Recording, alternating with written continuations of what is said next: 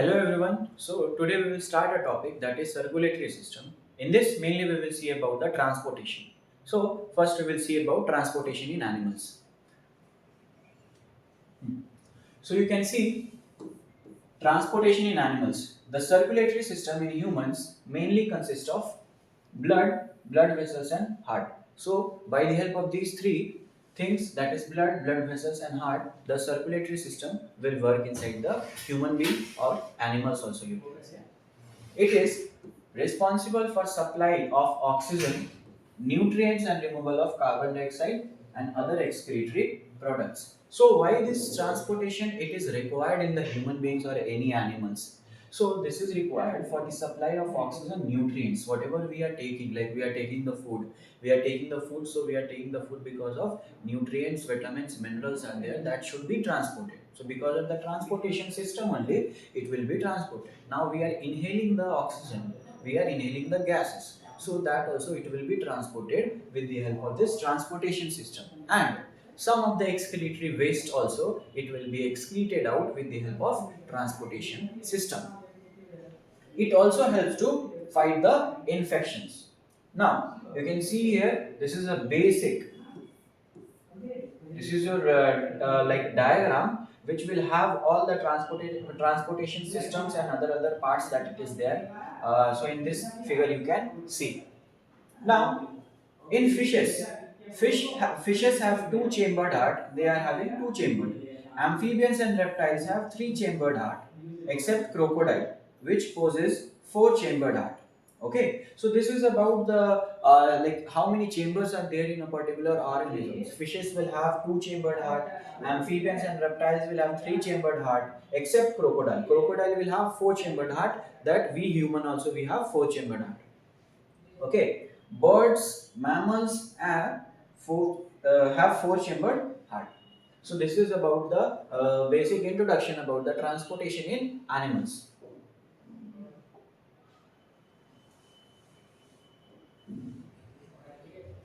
So now we will see the particular blood vessels that we have. We will see the blood vessels, how the blood vessels is helping in the transportation.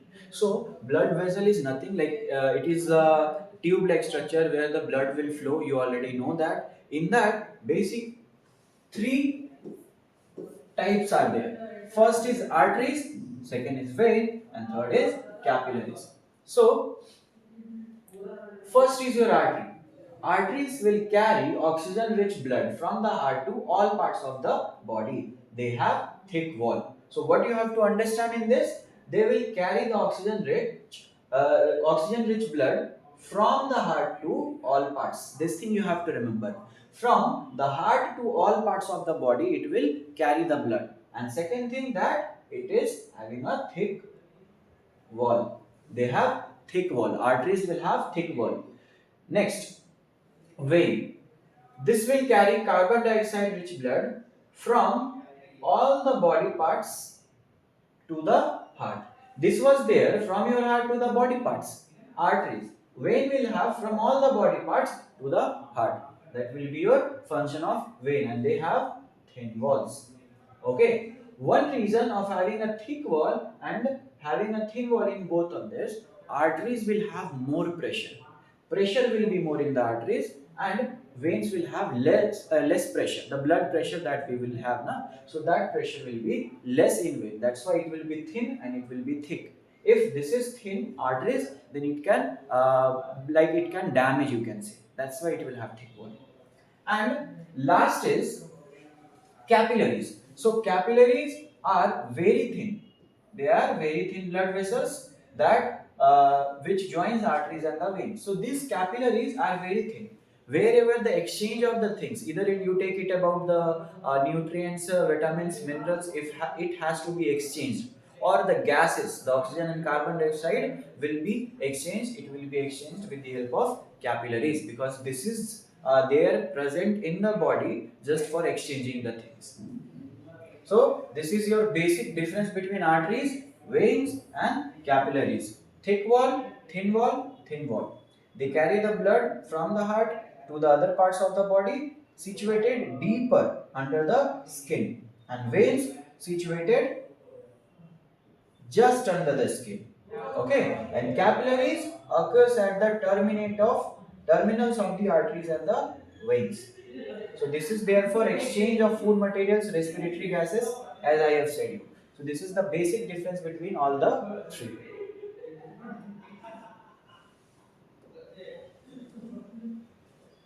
Now, next is RBC oblique erythrocytes. So RBC, it is it is the blood cell that is present in the blood, and it is also known as the erythrocytes.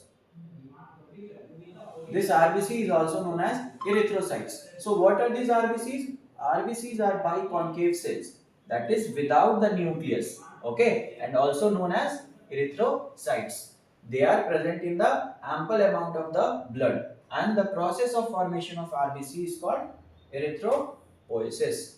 So this is about your RBC. Okay, it is biconcave shape, then without nucleus it is there, and erythrocytes also it is said. Now the process of formation of RBC is called erythropoiesis. One term is there, that is erythropoiesis. In this, the RBC, when it is forming, then that process is erythropoiesis. Then the next point that is important, RBC contain the iron rich protein, that is hemoglobin. Okay, gives the red color to the blood. This thing you have to remember, that the red color of the blood, it is due to the presence of hemoglobin. The oxygen we take in binds itself with the hemoglobin and hence reaches every cells of the body through the blood. So this is your third point. The main function is to transport oxygen from and to various tissues and organs. The lifespan of RBC is around 120 days. This thing you have to remember, this is important. What is the lifespan of RBC? That is 120 days. Camel erythrocytes are oval, nucleated, because oval shape of the cell can circulate through thick blood and expand during the hydration in hot deserts. So here one characteristic feature is there of camel. Camel will have RBC. The RBC will be oval. Here you see this is biconcave cell. Here it is oval. Here it is without nucleus. Here it will have it having the nucleus also. Okay. So this is a difference, you can say. Two types of erythrocytes you can see, the normal RBC and the camel RBCs. So this was about your RBC.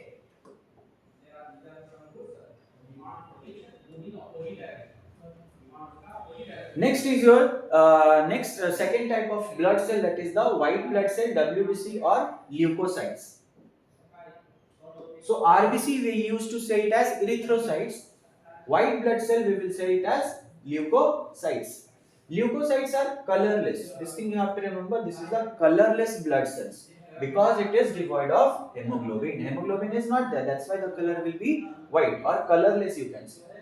They are further classified as granulocytes and agranulocytes. So white blood cells can be further classified as granulocytes and agranulocytes.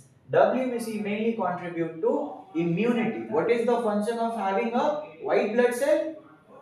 It will function as a defense system, defense mechanism. Whatever the infections that is entering inside our body, the white blood cells will fight against them. Okay, whatever the germs it is entering, it will fight against them. Now, the first step, that is the granulocytes. They are the leukocytes with the presence of granules. Here the presence of granules will be there. There the presence of granules will be there, and agranulocytes with absence of granules in their cytoplasm. That is the basic difference between this granulocytes and agranulocytes. This was about your white blood cells. You can see the other three types of white blood cells are there on the screen. Neutrophil is there, basophil is there, and eosinophil is there, and another two, lymphocytes and monocytes. So these are all different forms of white blood cells present in our blood.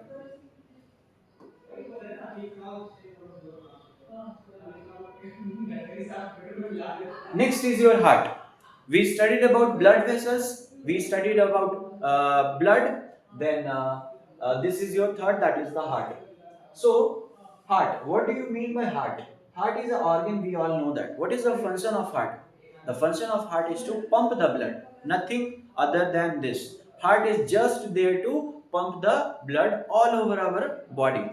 So it is a muscular organ. It is a muscular organ which is located near the chest, slightly towards the left in the thoracic region. That is the location of heart in the human being. In the chest cavity, towards the left side of the chest cavity, it is present. It is about the size of our fist. What is the size? Whatever the size of our fist is there, that will be the size of heart. So, size is there, color is there, reddish brown, shape is there, conical, and weight is about 20, 250 to 300 gram. And this is your diagram of your heart. Now, heart, human heart is 4-chambered heart with 2 atrium, 2 ventricle. We humans have 4-chambered heart, and 4 chambers means 2 atrium and 2 ventricle. The right atrium receives blood low in oxygen.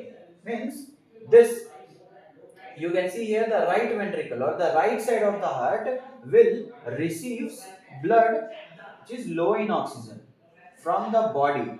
Okay, and then empties the blood into the right ventricle. Okay, so the right atrium, the blood will enter from the right atrium here, and from right atrium it will go to the right ventricle. This will have deoxy blood, means here the oxygen level will be very less or it will not be there only. So that is the right part. Left atrium will receive the oxygen rich. Here you have to understand, it will have more oxygen that will receive from the lungs. Okay, and then like this it will enter, and then from here to here, and then this. So this is about the right and left side of the heart. So this was all about your heart, the third part.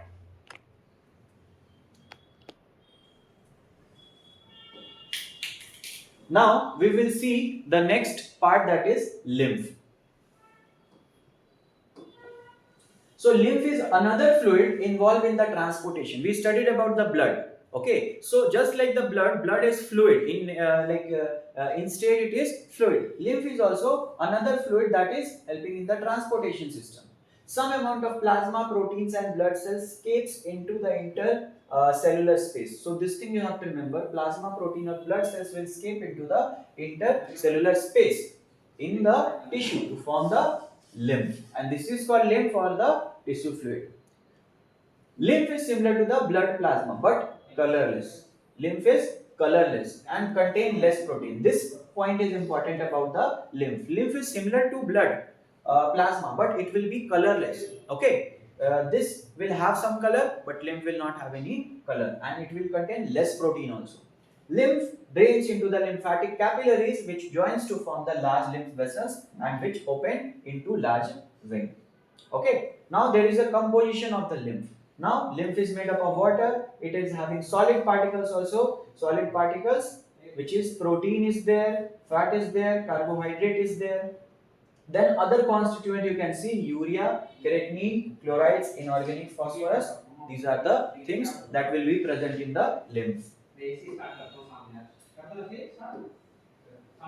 Next is your exchange of gases. How the gases exchange will occur. Okay, so I will explain you by this figure. Okay, this is your alveoli. This is your alveoli. From here the air is entering, like we are inhaling.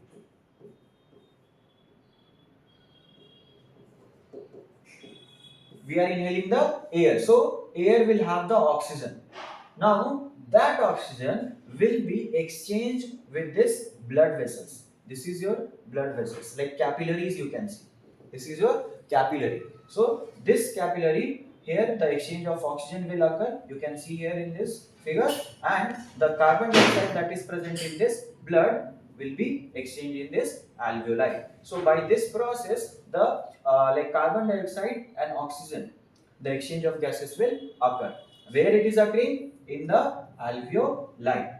Okay. So the same thing here they have explained in the slide. Within the lungs, the oxygen is exchanged for the carbon dioxide waste through the millions of microscopic sac. This is your microscopic sac that is known as alveoli. Oxygen-rich air enters the lung and reaches the alveoli. The layers of the cells lining the alveoli and the surrounding capillaries are each only one cell thick and are close in contact with each other. Oxygen Oxygen diffuses through the cells to the pulmonary capillaries. As I said, the capillaries will be involved in the exchange of gases. Okay, that blood vessel just before this we have seen.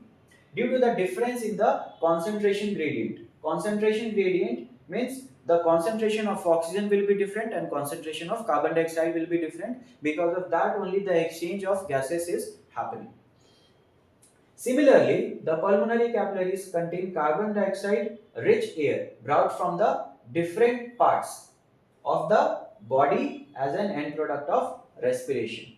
So this was your complete exchange of gases, how the exchange of gases, especially the oxygen and carbon dioxide, it is happening inside the lungs.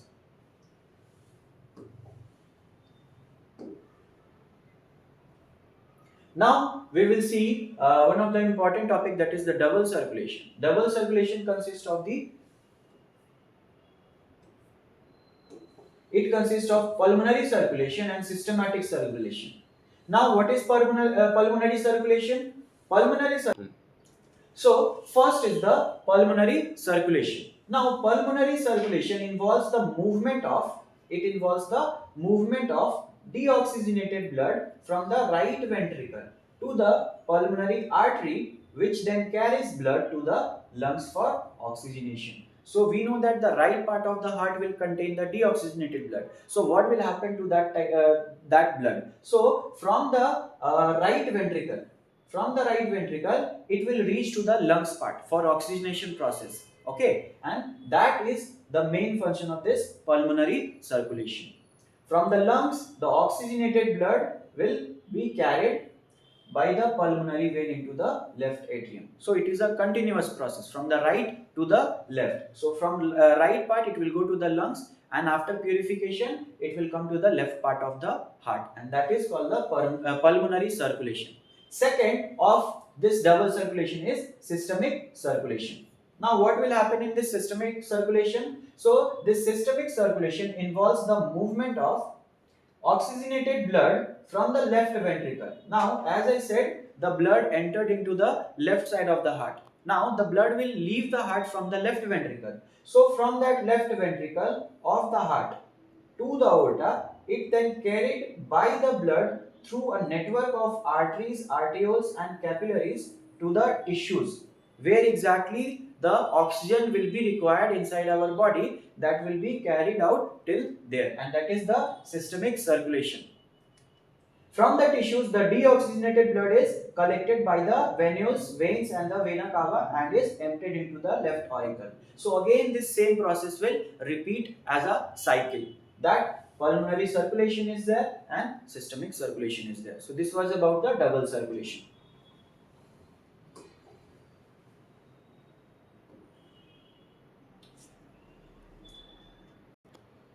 So this was all about the transportation in animals. So if you like the video, if you like the concept, just share, subscribe, and if you have any doubt, you can ask me in the comment section. Thank you.